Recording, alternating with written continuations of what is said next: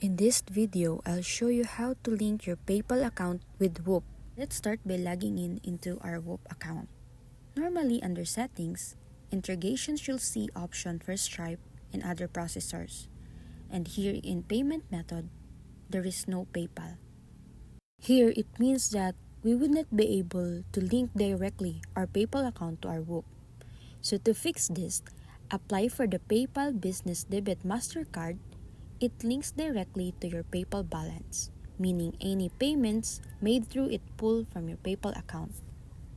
Just go to the official PayPal site, search for PayPal Business Debit MasterCard, and apply.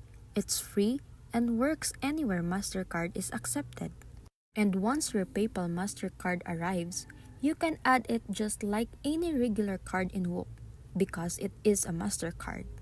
Now, you're effectively using PayPal without needing directly integration. So remember, no direct PayPal support on Whop right now, but this MasterCard workaround keeps everything flowing from your PayPal balance. So that's it.